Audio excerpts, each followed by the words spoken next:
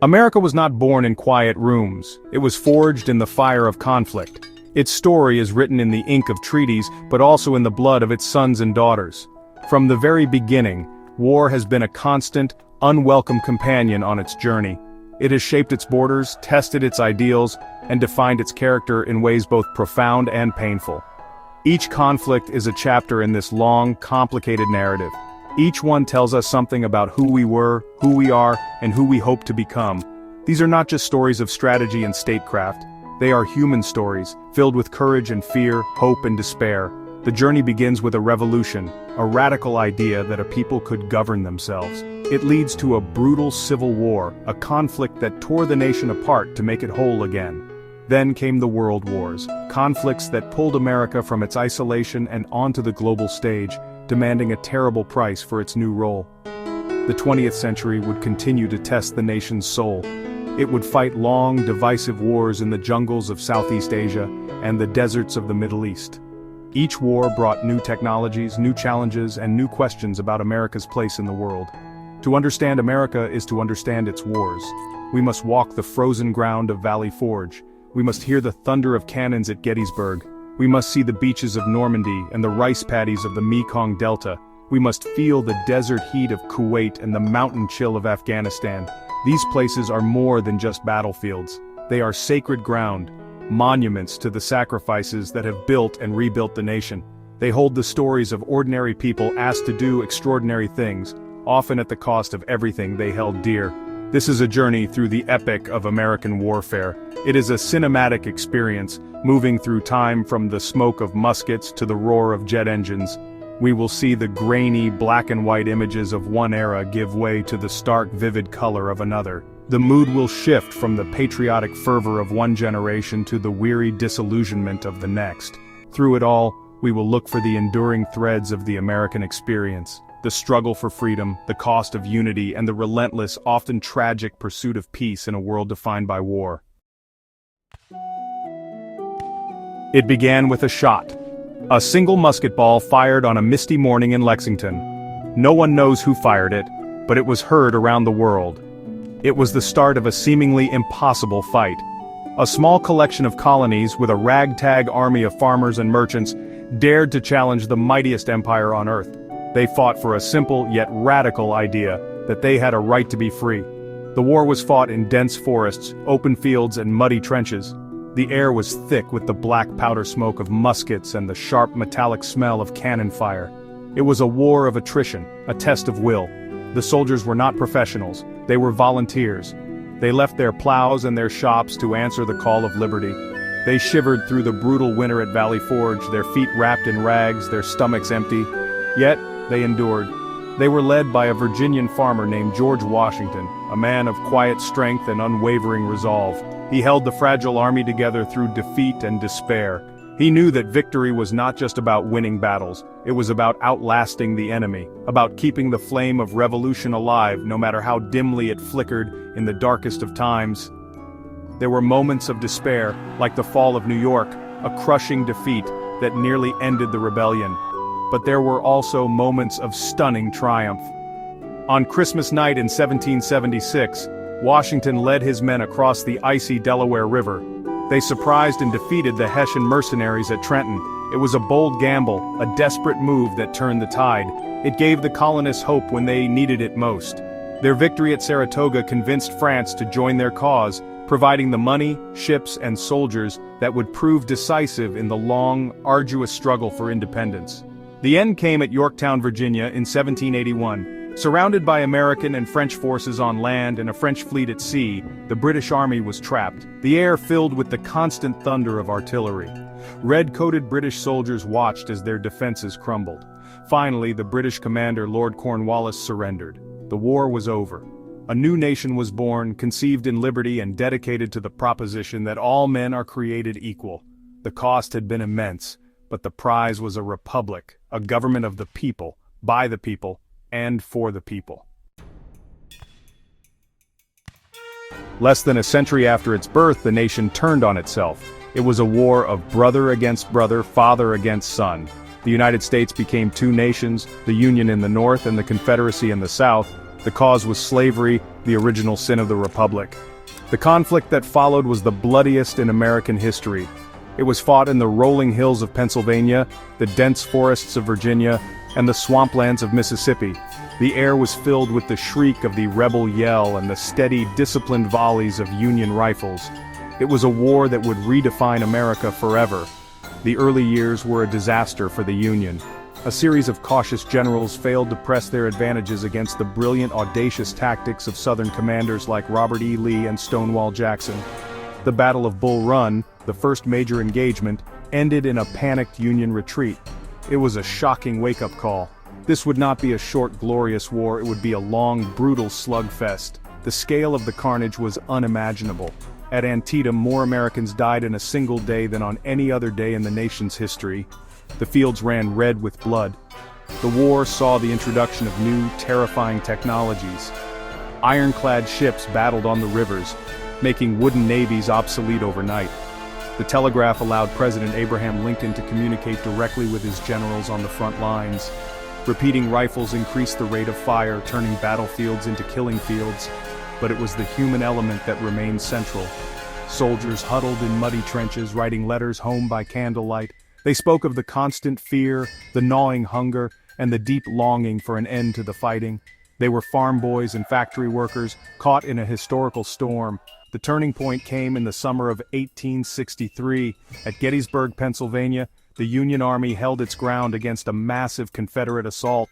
The failure of Pickett's charge marked the high water mark of the Confederacy. On the same day, far to the west, the city of Vicksburg surrendered to General Ulysses S. Grant, giving the Union control of the Mississippi River. Lincoln finally had a general who would fight. Grant pursued Lee relentlessly, grinding down the Confederate army in a series of bloody battles. In April 1865, Lee surrendered at Appomattox Courthouse. The war was over. The Union was preserved and slavery was abolished, but the scars would remain for generations. For 3 years, America watched from the sidelines as Europe tore itself apart. It was a new kind of war, fought on an industrial scale. Millions died in the muddy, rat-infested trenches of the Western Front.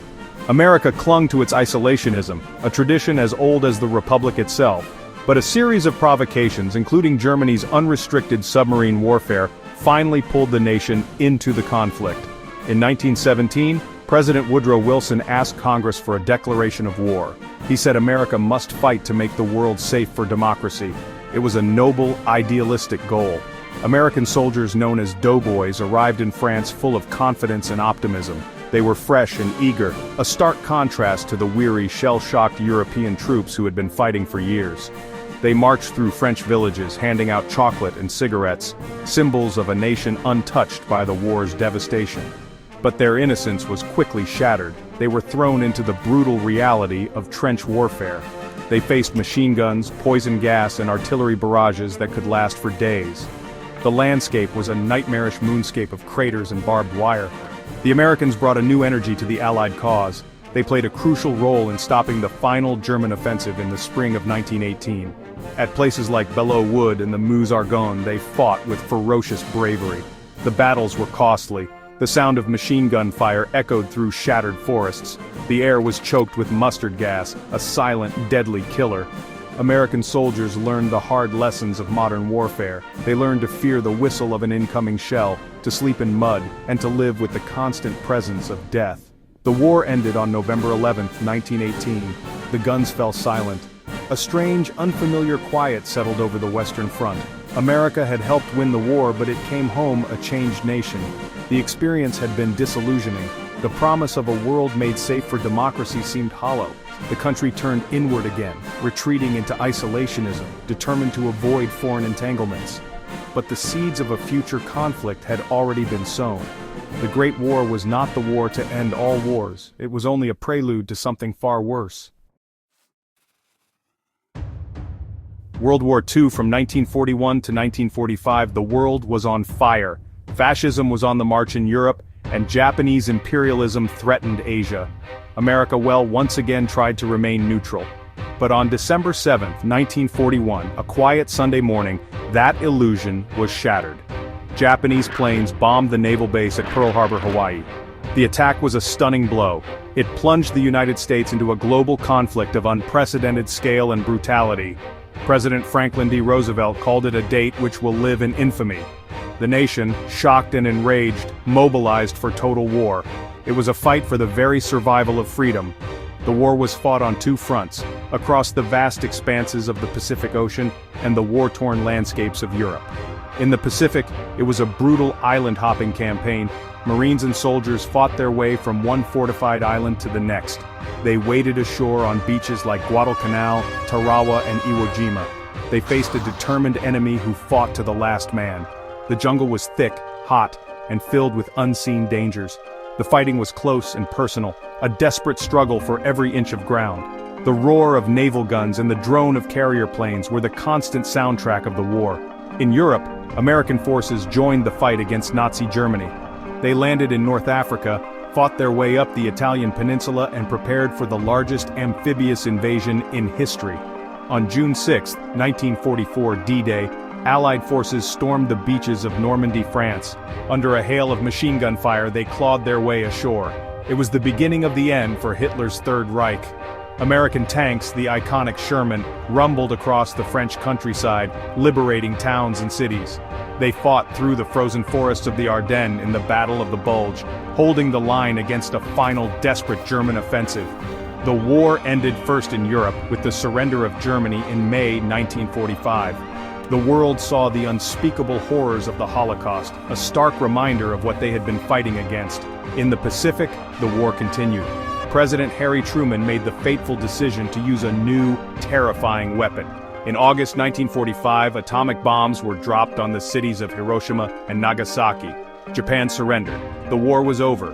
America emerged as a global superpower, but the world had entered the nuclear age. The taste of victory was mixed with a new, profound anxiety about the future of humanity. The Vietnam War, from 1964 to 1973, was different. It had no clear front lines, no glorious charges.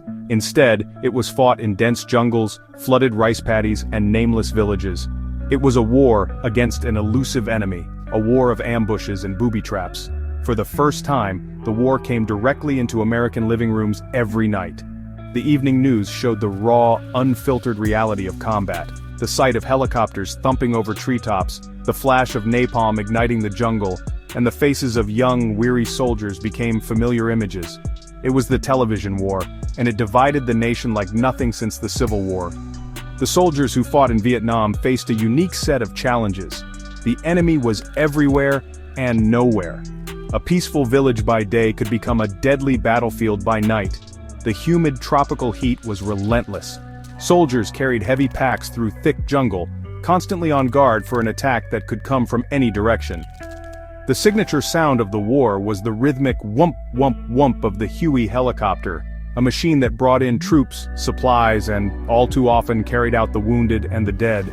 It was a symbol of both hope and loss. Back home, support for the war eroded. A powerful anti-war movement grew on college campuses and in city streets. Protesters chanted slogans and burned draft cards.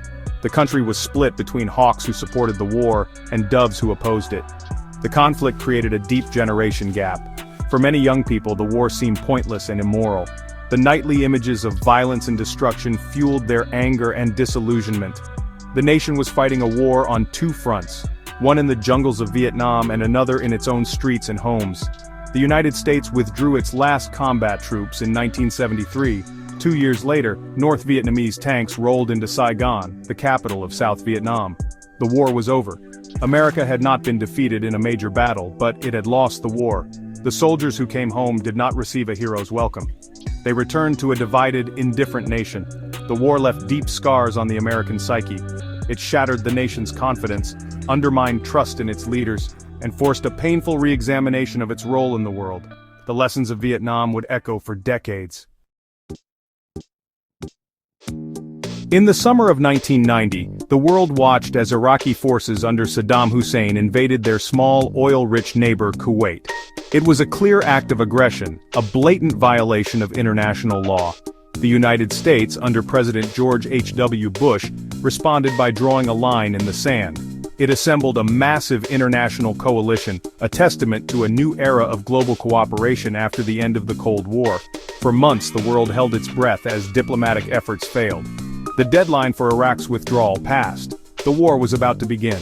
The conflict, known as Operation Desert Storm, began with a dazzling air campaign. For weeks, coalition aircraft pounded Iraqi targets with unprecedented precision. Stealth fighters, invisible to radar, struck deep inside Iraq.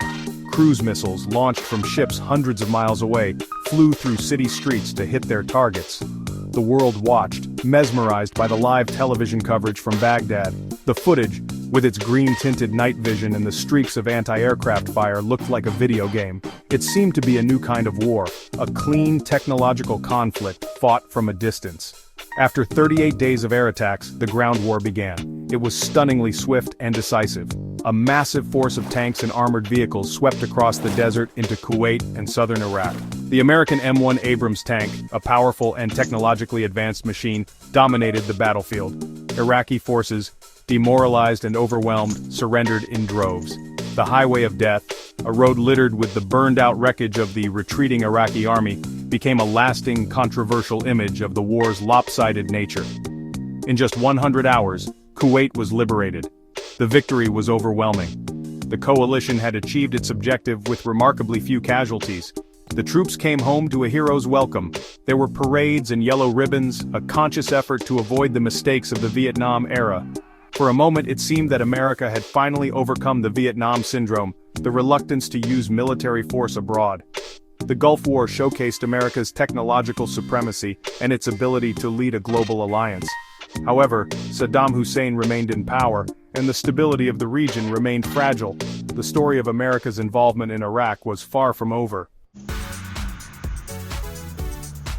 The new millennium began with an attack that would once again change everything. On September 11, 2001, terrorists hijacked airplanes and crashed them into the World Trade Center in New York and the Pentagon in Washington, D.C. The attacks were masterminded by Al-Qaeda, operating from bases in Afghanistan.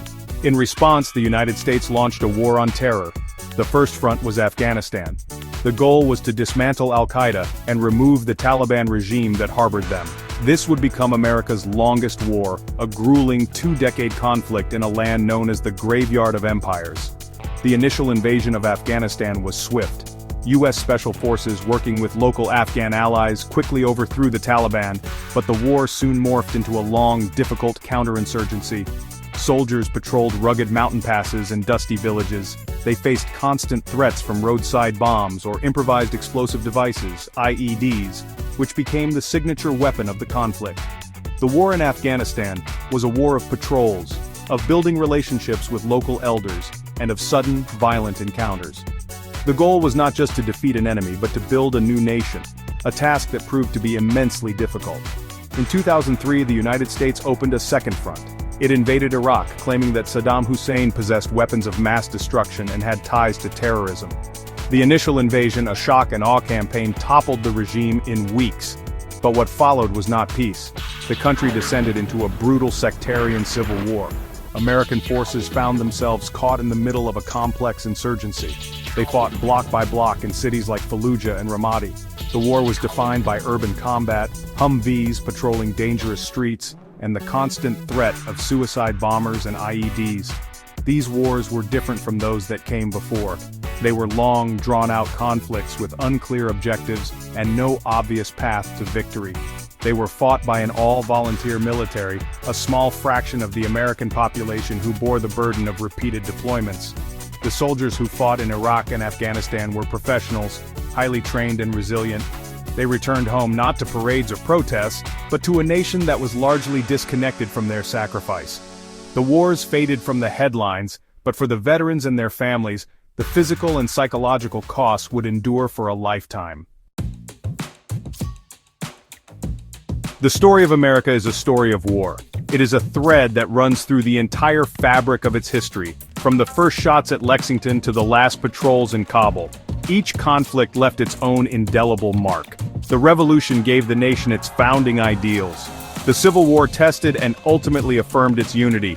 The World Wars thrust it onto the global stage, a role it has struggled with ever since. Vietnam shattered its confidence and divided its people. The wars of the 21st century introduced a new era of prolonged, ambiguous conflict against non-state actors. These wars are more than just dates and battles in a history book. They are a collection of human experiences. They are the stories of courage in the face of unimaginable fear. They are the stories of loss, of families torn apart, of lives cut short. They are the stories of the quiet moments between battles. A letter written home from a trench, a shared cigarette in a foxhole, a helicopter ride back from a mission. These are the moments that reveal the true cost of war. A cost measured not just in dollars and casualties, but in the human spirit. Looking back, we see a nation constantly shaped and reshaped by conflict. The technology of war has evolved dramatically, from the flintlock musket to the predator drone. But the fundamental questions remain the same. What is the price of freedom? When is war justified? What is America's responsibility to the rest of the world? Each generation has had to answer these questions for itself. The answers have never been easy, and they have often been written in blood. The debates over these wars continue to echo in our politics and our culture. The journey through America's wars is a journey through its very soul. It reveals a nation capable of both incredible idealism and profound violence. It is a republic born of conflict, dedicated to peace, yet seemingly always at war. The smoke has cleared from Gettysburg, the beaches of Normandy are quiet, and the helicopters have left Saigon. But the echoes of these conflicts remain. They are in the monuments on our town squares, in the stories passed down through our families, and in the ongoing debate about who we are as a nation. To understand America, we must continue to listen to these echoes.